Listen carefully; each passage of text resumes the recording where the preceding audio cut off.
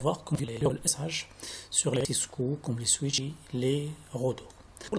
C'est un protocole pour l'accès à distance, pour accéder à distance, pour configurer des structures, implémenter les SSH, même sur Linux ou pour il y aura une autre vidéo. Il y a une autre vidéo qui explique comment installer et configurer les SSH sur un système Linux. Pour cette vidéo, on va voir comment implémenter le SSH sur l'iOS, sur les périphériques Cisco. Donc là, comme j'ai dit, je vous donne un exemple. Si on a des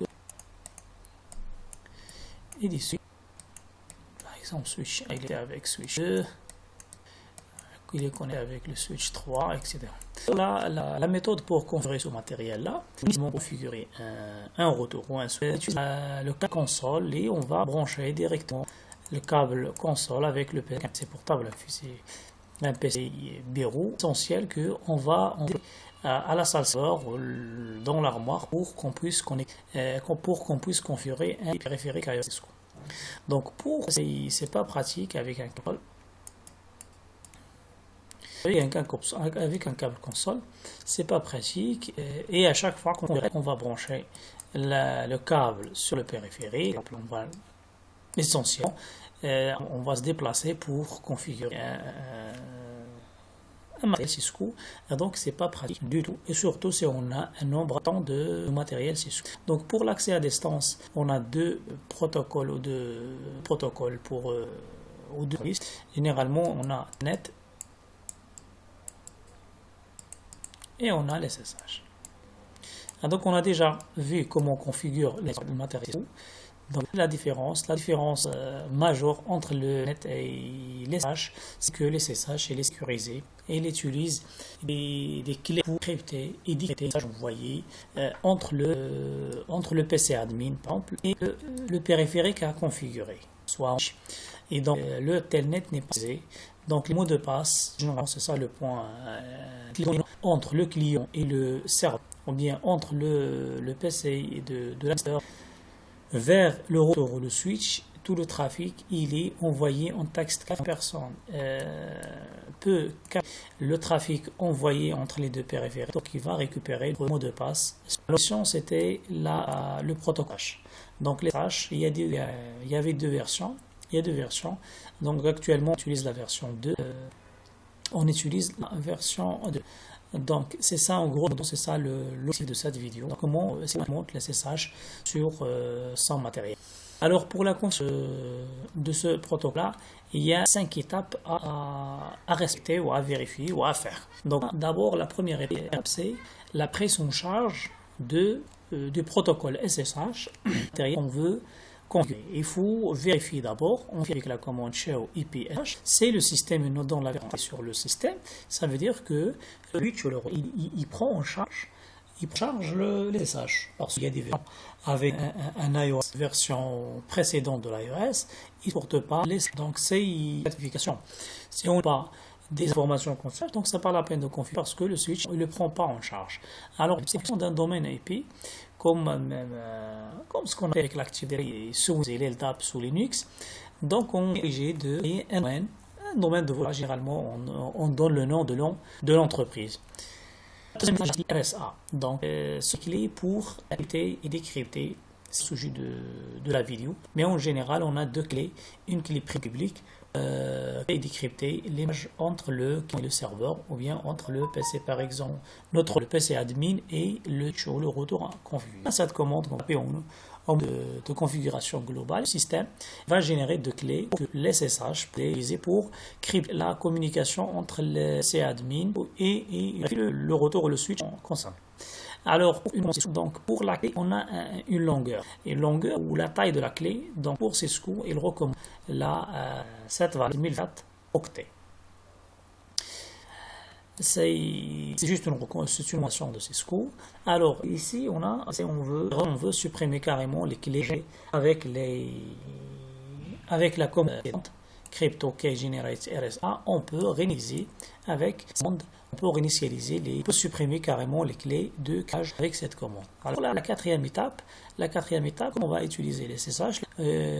On a besoin des comptes pour du retour des switches qu'on va configurer. On va créer une base de données avec la commande username, on va taper le paramètre secret, on tape le mot de passe. On va créer des comptes, donc là on va l'utiliser pour se connecter à partir d'un client. Donc la cinquième étape, c'est la configuration des lignes pour activer sur les lignes virtuelles avec la commande par exemple transport input sh. Et sur qu'on aura besoin, c'est login. Donc login, c'est pour imposer login, c'est accéder à notre routeur, notre switch. Local, ça signifie que le système il va utiliser une base de données locale. Ça veut dire les comptes qu'on a créés avec la commande username et qu'on a localement. Pourquoi on précise ici local? Parce qu'il y a d'autres méthodes.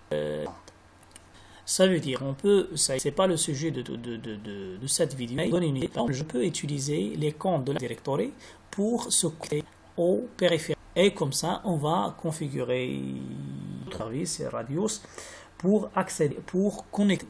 Si quelqu'un, par exemple, moi j'ai un compte, je n'ai pas besoin d'avoir plusieurs comptes SSH pour accéder à l'Active Directory, un compte pour accéder aux pages, etc. Je peux utiliser l'annuaire et la compte sur l'annuaire Active Directory pour opération sous Windows et pour se connecter à un périphérique. Et c'est pour faciliter et centraliser les mots de passe, etc. On peut pas, pour éviter de créer 10 comptes pour l'administrateur. La plupart des systèmes sont d'authentification via. C'est pas le sujet de cette vidéo, mais on va aborder ça. Alors maintenant, on va passer à la pratique et je vais une topologie que j'ai déjà utilisée, je pense, avec la démonstration des protocoles ARP. Donc, j'ai configuré les adresses IP. Si vous avez déjà vu mes vidéos, c'est comment configurer les adresses IP, etc. C'est facile.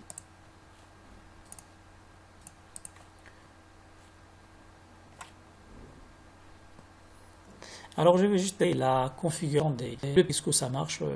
Oui, après, je vais commencer de.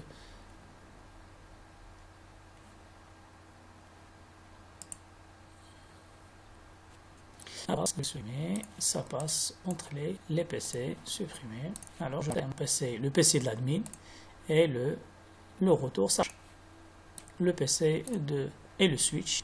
Bien sûr. Ah oui, ça passe pas comme ça. Et je pense que c'est ça. Je vais tester. Du switch, c'est 92.1. J'ai déjà expliqué comment configurer une adresse IP pour le switch. C'est le 2.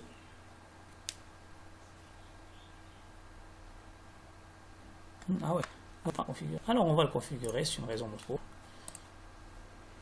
C'est peut-être j'ai oublié de sauvegarder LAN, c'est par défaut. Là, on va créer une adresse IP, une adresse 192.2 avec un masque de 255. Entrée. Et au chat, comme d'habitude, il faut l'activer. Donc je vais essayer de partir de switch. Je ping sur 100. Ça passe, on va sauvegarder, j'ai oublié de sauvegarder.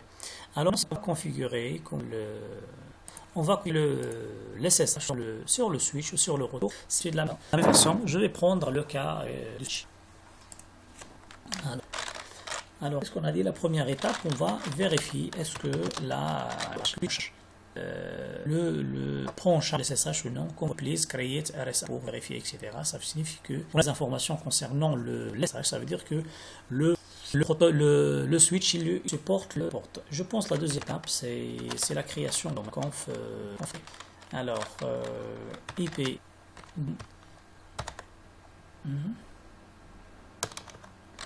domain name.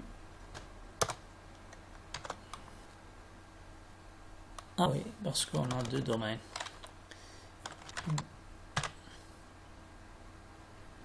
Domain name, ok, sga.mo. C'est bon. Alors la troisième étape, je vais suivre le guide. La troisième étape, c'est on va créer les clés A. Alors crypto, ok, géné. RSA. Alors par défaut, on met le score mode 2024. Alors c'est OK. Alors la troisième étape, je vais vérifier la troisième étape. La quatrième étape, on va créer un utilisateur avec username. Avec le username. Avec username. Username, je vais créer un compte admin. Alors, le mot de passe, c'est ce qu'on pas compliquer la vie si on est denté. Alors, c'est la on a créé le compte. Maintenant, je vais revenir vers mon fichier. Alors, la quatrième étape, c'est la création de SSH au niveau virtuel, le VTY. Alors, je dois entrer dans c'est pas CD VTY. Donc, c'est entrée. Alors, transpose input SSH. Comme la deuxième commande, c'est login local pour le système pour utiliser j'ai expliqué tout à l'heure la locale, les comptes créés au niveau des switches. Entrée, exit. Je pense que bon. Donc maintenant, on va utiliser un PC pour se connecter. Alors, je vais sauvegarder. Alors, je vais utiliser le PC de l'admin. Je vais prendre. Donc, on peut utiliser ça. On utilise l'application Putty. En SSH, on va voir ça sous Linux. Alors, ça, je vais taper SSH pour avoir l'help SSH et le système. Alors, il faut préciser le -l, l'admin, un compte admin, et on a le 1.2. Entrée.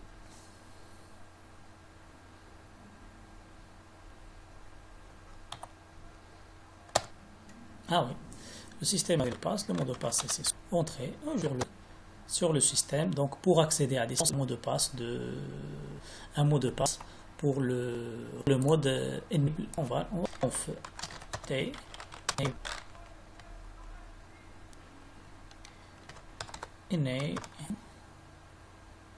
enable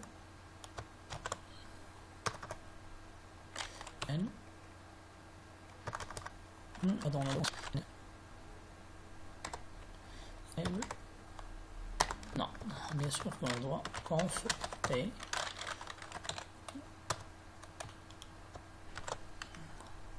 ah oui, enable ah oui, j'ai oublié le A. Enable secrète au password Cisco ou bien Cisco. Ok, je vais sauvegarder WR. Alors maintenant je vais alors et ça passe Cisco et je suis sur à distance avec des SSH. Je peux redémarrer le load. Alors je vais encore une fois taper right pour alors le load et comme vous le voyez je vais redémarrer le switch. Je peux partager avec la configuration de ton ARP. C'est pour bon courage et à la prochaine, Charles.